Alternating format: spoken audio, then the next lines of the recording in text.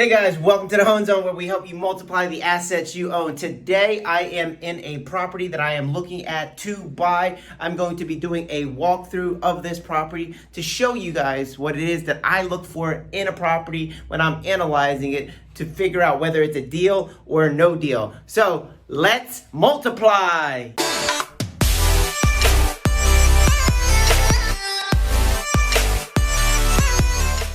First thing that you will notice about this house is that it is old and dated. There is wood paneling all over the place, okay? There's wood paneling all over the place. And that just goes to show when the last time it was updated, probably the 70s. And there's this horrific carpet all over as well. And the mirrors, that shows you guys, again, when this was last renovated. A lot of this needs to come out. Now, I'm gonna show you guys something that a lot of people don't know about. This wall here, it bumps out. It's like, why would they bump this wall out? That's because right behind here is a chimney. There is a brick chimney that goes all the way up to the roof, and that is what allows the carbon dioxide to leave from the heater and the water tank that is in the basement. So that, in order to knock that out, we would have to change the heater to, number one, a high efficiency heater so that we don't need to use the chimney anymore, and two, the hot water tank or the water tank, that would be changed to an electric water tank so that there is no exhaust that's needed. And then you can demo out the chimney if you choose. Now, being that this is a rental property, you may not want to go into that expense of knocking that all out. What I often do is if I leave it in place, I might either one, paint the panels, or two, just drywall over it, and then you have a bump out. So what? And it is what it is, but it will make the property look a lot better. Probably I'm going to paint this wall, paint that, paint everything so it all matches, and just leave that alone. The money that you put into a property, you have to factor in how long is it going to take to get your money back, right? Speed of money is just as important as the amount of money. Velocity of money matters. So here, again, I'm going to paint that. But now, in terms of having that wow effect, when a person walks in, whether it's an appraiser, whether it's a tenant, whether it's a future buyer, I'm going to knock this wall out here, and I'm going to lay my floors all the way out, and then this way, it's going to have a big room effect. I want, when a person walks in here and they're standing right where you're looking, and they're looking way out there, I want this property to feel huge. All right, in this next section of the house, I am going to knock out this wall for two reasons. Number one, it's going to add to the effect of making this house look larger and more inviting. Remember, I already said that I'm going to knock out this wall here to make it look like a flow through.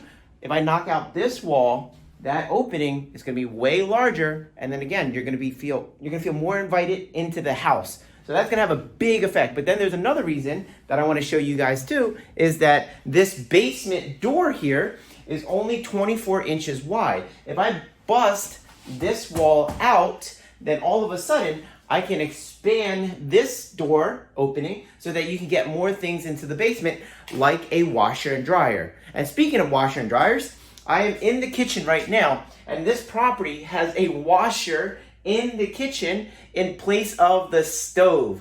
A lot of houses will do a lot of weird things, so just be mindful of that. So I want to get that washer and dryer into the basement or into this back room that I'm going to go to next, but I don't want the washer in the kitchen. Now, I know it's kind of dark in here. I did my best with lighting. This house has no electricity, so I have a flashlight there. I have a flashlight there, and I have a flashlight up here. When you guys are eventually going to go see properties for yourself, I want you guys to carry a ton of flashlights because you never know what you're going to encounter. I opened up the windows, I opened up the doors to allow as much light in as possible. But again, the electricity is out, so you will get dark settings. You want to have a lot of light so that you can see everything. Now, as I mentioned earlier, this kitchen has panels all over the place like the rest of the house. In this house, I may paint all of these panels, and this wall here is going to go away. So this here, all gone. So you don't have to worry about these panels, but these panels will remain. And if you take a look at the ceiling is tiled. I may create a false ceiling where I just put drywall. I'm going to frame out for a drywall ceiling, and I'm going to drop it a couple of inches. and just cover that up. I'm not going to demo that away. I'll just leave it in place, and then I get to run my electrical for the hi-hats or the light fixture that I choose to install. Now, in terms of the kitchen cabinets, what I could do is one of two things. One, I can blow it all out and put brand new cabinets and countertops in. That might run me $3,500, $4,000 for this size kitchen, maybe $3,000. Or I can choose to repaint these cabinets and clean them up. Because if you look at them, you touch them all, they actually work pretty well. They are just dated, they're old looking. And the reason I might consider painting them is because the color scheme that I'm going to go with, these cabinets will not match. So in order to make these cabinets match the color scheme, I would paint them some kind of modern color, and then I would paint the panels something different so that there would be a contrast and it actually would look nice. Or like I said, I could do new cabinets and countertops. The other thing is the backsplash and this countertop, I can choose to keep the cabinets and then change the countertop, and then that backsplash definitely has to go. So I got to do something there. But either way, whether I modernize it or paint it, it's going to have a more modern feel because I am bringing the colors up to date. Colors have a huge effect on how your property feels. So you want to be mindful as you're walking through a property, how will a color make your property feel? And for older houses like this, feel is everything. Because when you first walk in this house, it feels really old. But if you make everything new, then it's going to feel like a new house. All right, let's take a walk into the rear section of the house here. This section of the house is actually an addition. This is a shed that was built on the back of the house. This wall here is a load-bearing structure wall. This is actually where the house ended, and then somebody decided to enclose this area here. This here, right here, is the bottom of the bedroom that's above us. So they just decided, since that was already there, let's enclose the whole thing so that we have more interior space. Here's what's weird. They installed the stove here. And I know exactly why they did it. The reason is because in this room, they have the washer here because the washer couldn't fit into the basement because the door was too narrow. You guys see how the domino effect is happening?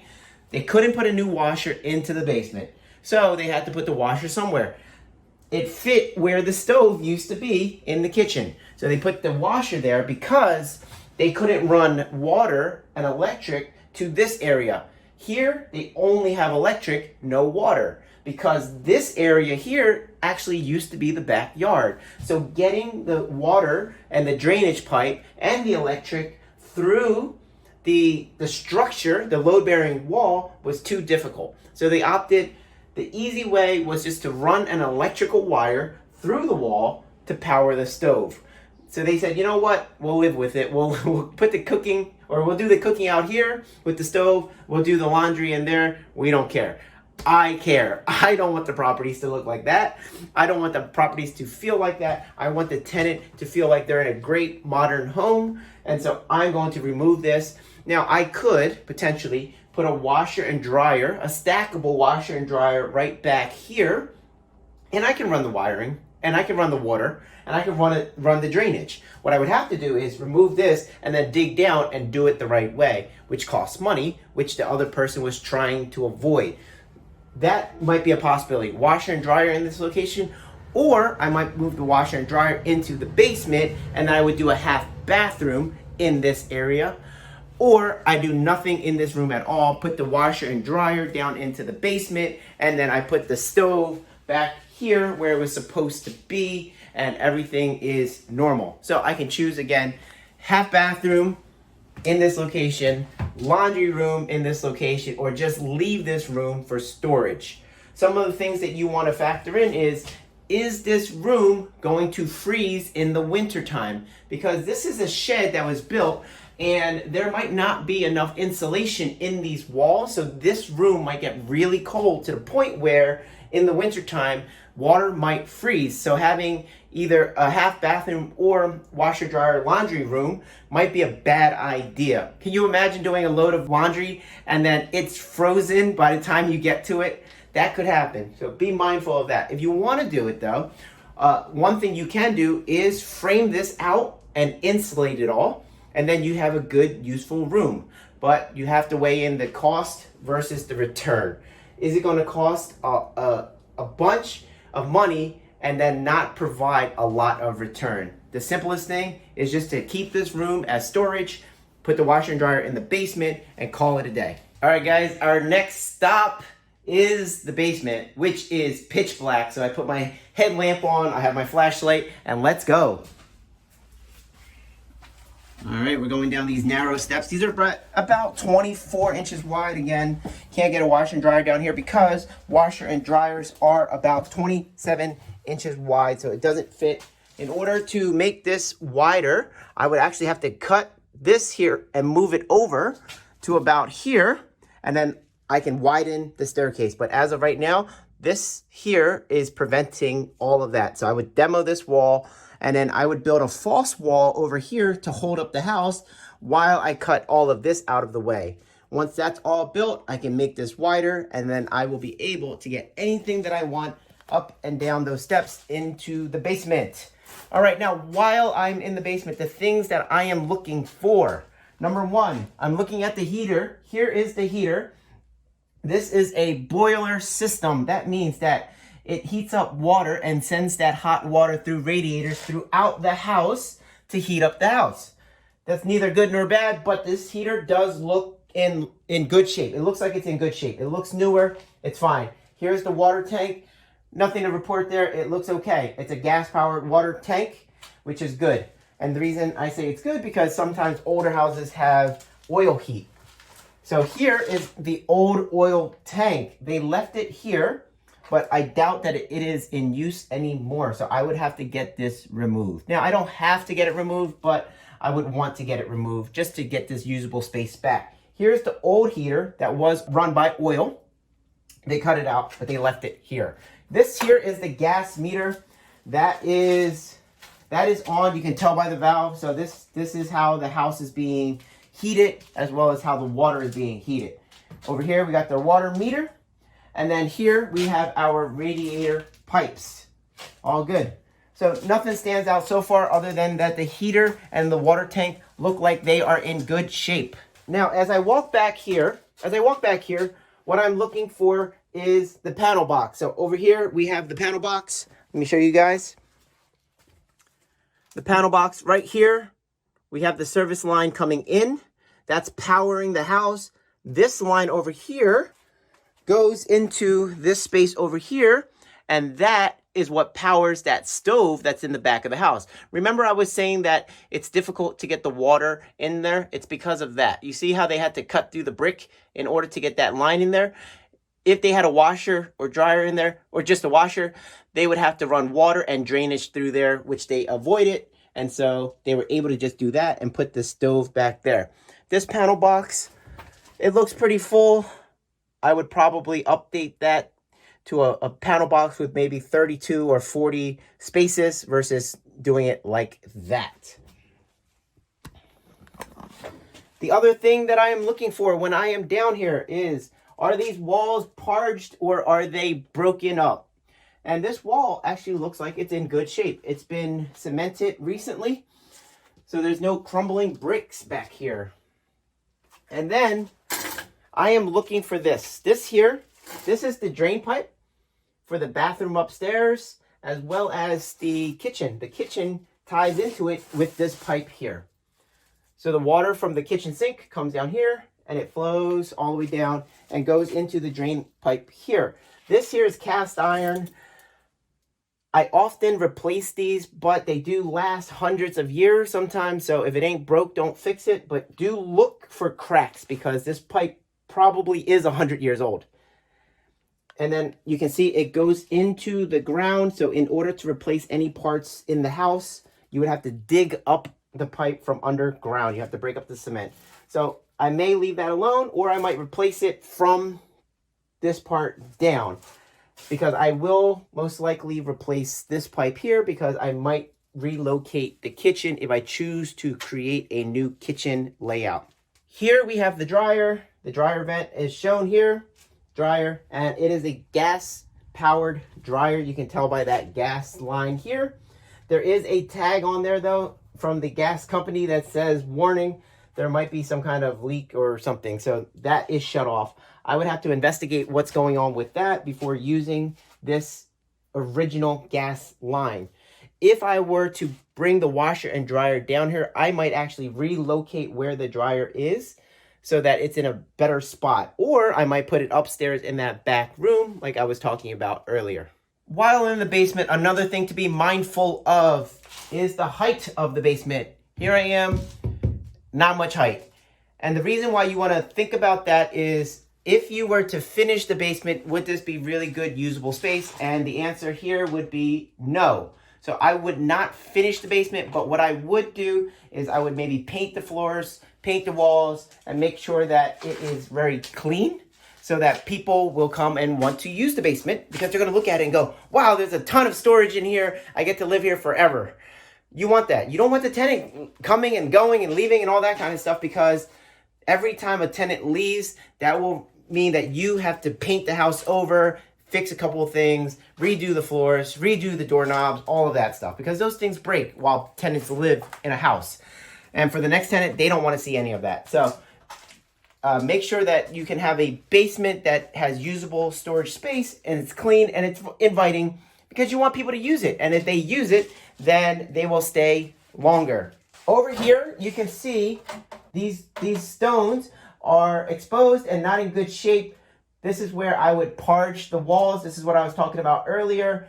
In the back room, the walls look good. They're cemented. Here, they don't look as good. They're exposed. So I would get someone to parge these walls so they don't deteriorate more. And then you guys remember when I was talking about the chimney in the living room?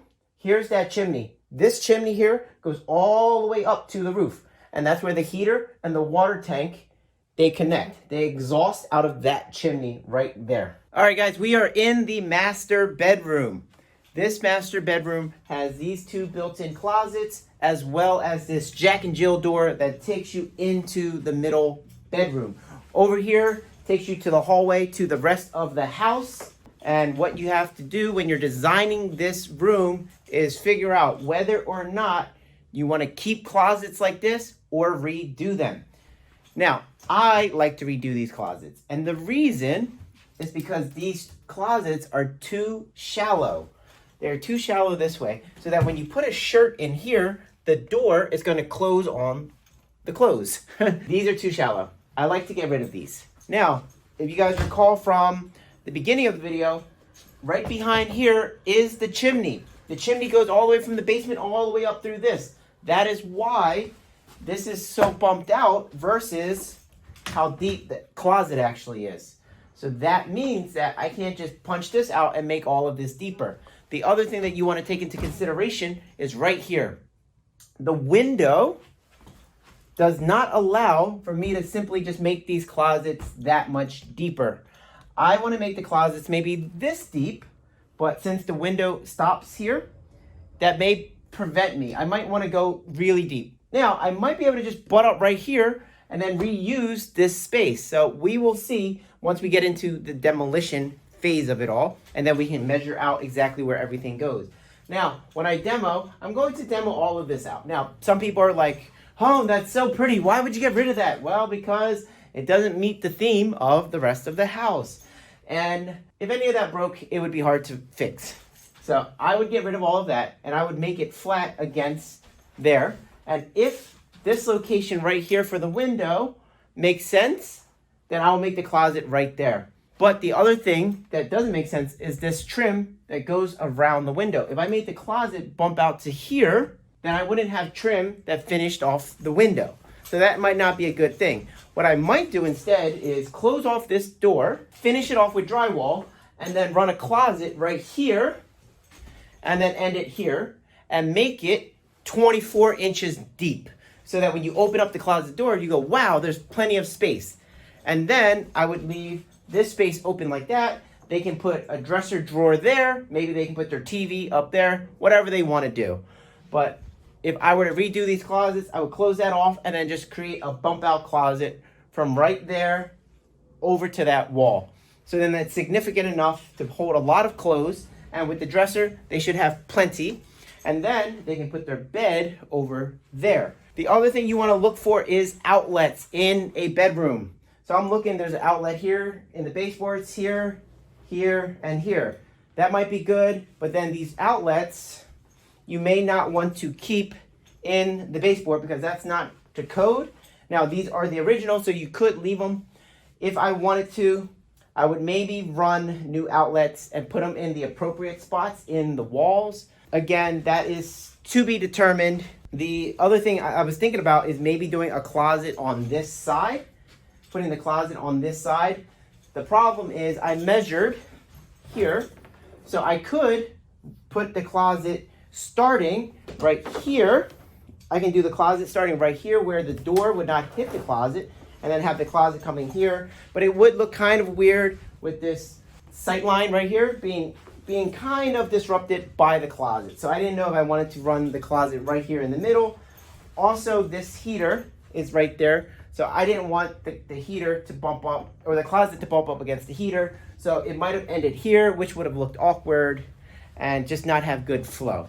So when you're designing a room, you want to have the aesthetics in mind as well as the usability of the room itself. Here we are in that middle bedroom. There was the master bedroom right there. We are in the middle bedroom here. And as you can see, there are wood panels everywhere. Again, we would paint all of these to a modern color, and then we would create a new ceiling, like a drop ceiling with either hi-hats, or I will do a light fixture similar to that.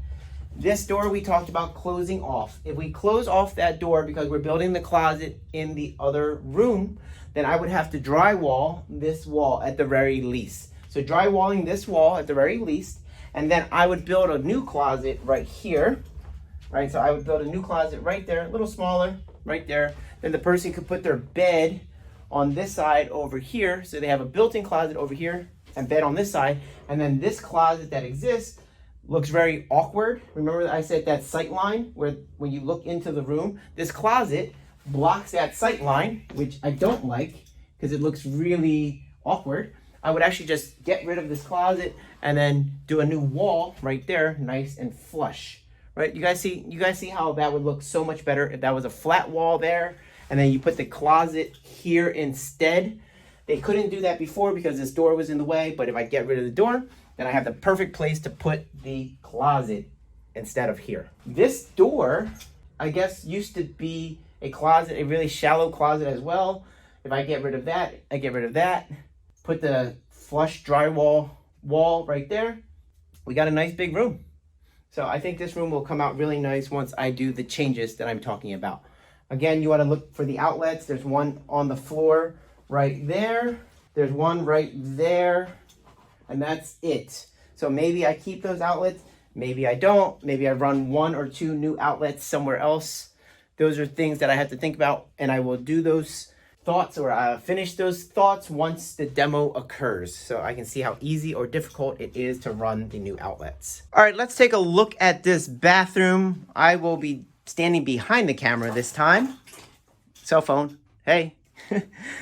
And I will show you what I'm looking at. So this bathroom is very weird because that floor there, that doorway, is cut at an angle, and even this door is weird.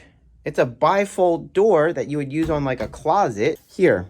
And then when you do that, it doesn't even, like, there you go. It's a weird door. It's a weird door. So I would get rid of that. Now, this door is 24 inches.